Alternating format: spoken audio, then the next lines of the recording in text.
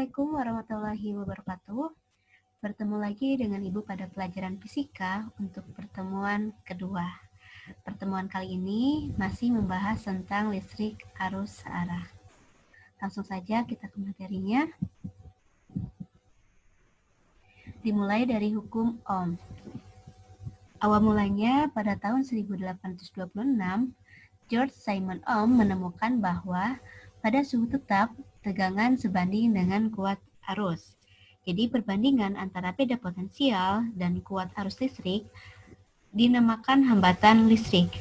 Jadi secara sistematis, hambatan listrik dapat diperoleh dengan persamaan R sama dengan V dibagi I atau V sama dengan I dikali R. Jadi R itu merupakan hambatan listrik, satuannya ohm.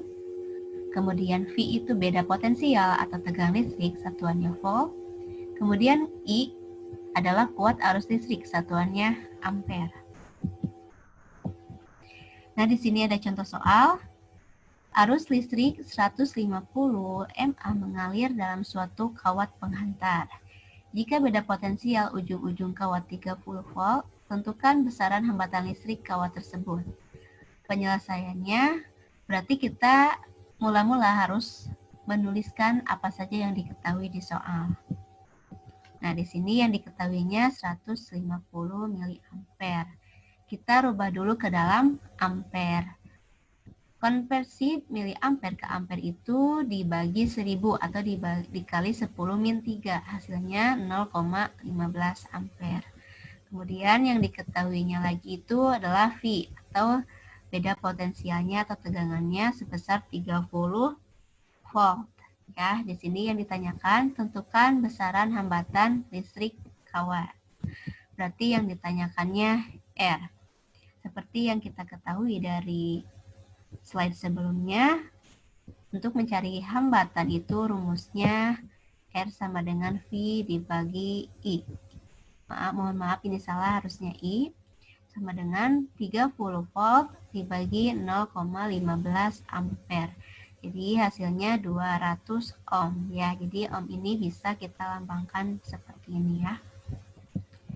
Lanjut. Kemudian faktor yang menentukan besar hambatan listrik pada resistor. Nah, di antaranya di sini ada jenis bahan yang digunakan. Yang kedua merupakan panjang hambatan. Yang ketiga adalah luas penampang resistor. Nah, persamaannya itu R sama dengan Rho L dibagi A. Nah, keterangannya ini R merupakan hambatan kawat atau satuannya itu ohm. L sama dengan panjang kawat, satuannya meter. A itu merupakan luas penampang kawat, satuannya meter persegi.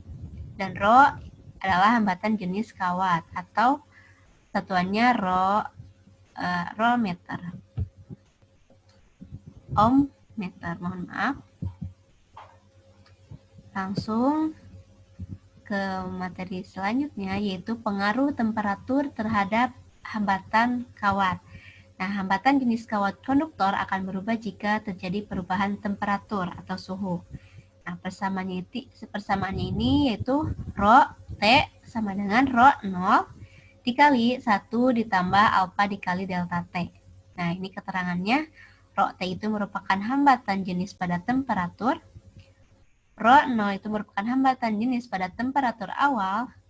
Alfa ini merupakan koefisien temperatur.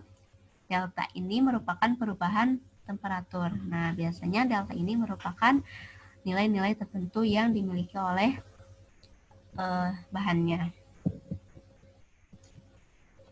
Di sini, sebagai akibat dari adanya perubahan hambatan sejenis, hambatan listrik juga akan mengalami perubahan jika temperatur berubah. Nah, ini rumusnya RT sama dengan R0 dikali 1 ditambah alfa dikali delta T. RT itu merupakan hambatan pada perubahan temperatur, satuannya ohm.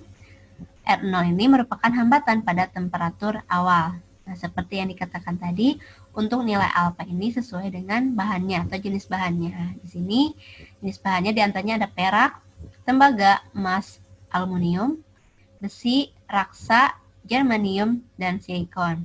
Masing-masing jenis bahan mempunyai nilai alfa tersendiri. Kemudian ada contoh soalnya. Jika hambatan jenis suatu logam pada suhu 25 derajat Celcius adalah 2 kali 10 pangkat min 6 ohm meter dengan koefisien temperatur 0,004 derajat Celcius dan hambatan jenis logam tersebut pada temperatur T2-nya adalah 2,6 kali 10 pangkat min 6, tentukanlah besar T2. Jadi yang ditentukannya besar T2-nya ya. Jadi T2-nya berapa atau suhu yang keduanya itu berapa. Nah, yang pertama kita harus menuliskan apa aja yang diketahui di soal. Di sini yang diketahui di soal itu adalah rho T. Rho T itu sebesar 2,6 kali 10 pangkat min 6 ya. Kemudian rho 0 itu sebesar 2,0 kali 10 pangkat min 6 ya. Kemudian di sini alfanya itu di sini lihat koefisiennya itu 0,04 derajat Celcius dan T1 itu 25 derajat Celcius ya. Jadi yang ditanyakannya berapakah besar T2? Nah, mula-mula kita menuliskan rumus rho T sama dengan rho 0 dikali 1 ditambah alfa delta T. Ini merupakan rumus apabila jenis kawat konduktornya berubah karena temperatur ya. Di sini T itu temperatur atau suhu. Tinggal kita masukkan saja nilai rho T itu 2,6 kali 10 pangkat min 6. Nilai rho 0 ini 2,0 kali 10 pangkat min 6. Satunya kita tulis lagi. Alfanya kita ganti dengan nilai 0,004. Delta T-nya di sini belum diketahui. Nah, cara penyelesaiannya mula-mula kita harus membagikan 2,6 kali 10 pangkat min 6 dengan 2,0 kali 10 pangkat min 6. Jadi 2,0 kali 10 pangkat min 6 ini pindah ruas ke sebelah kiri jadi pembagian. Hasilnya sebesar 1,3. Kemudian di ruas kanan masih tersisa 1 ditambah 0,004. Nah, dari mana 75 derajat? Nah, 75 derajat ini dari perhitungannya seperti ini. 1,3. Nah, angka 1 di ruas kanan pindah ke sebelah kiri. Ya, karena di sini tandanya itu positif, ketika pindah ke sebelah kiri jadi negatif atau jadi pengurangan. Jadi 1,3 dikurang 1.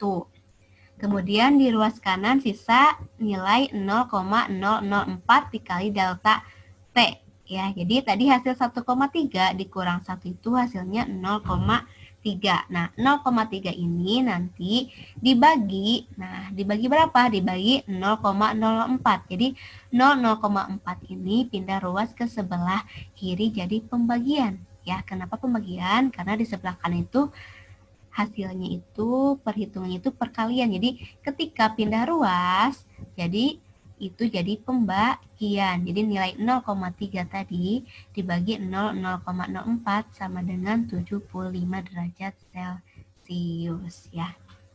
Kemudian di sini delta T. Delta T itu apabila diuraikan merupakan T2 dikurang T1 ya. Jadi delta T diuraikan itu menjadi T2 dikurang T1.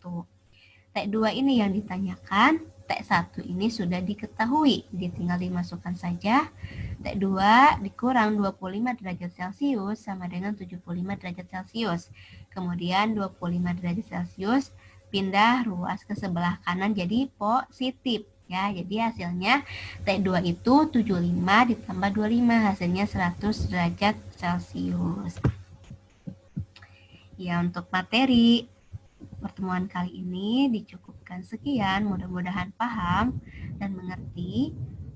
Assalamualaikum warahmatullahi wabarakatuh.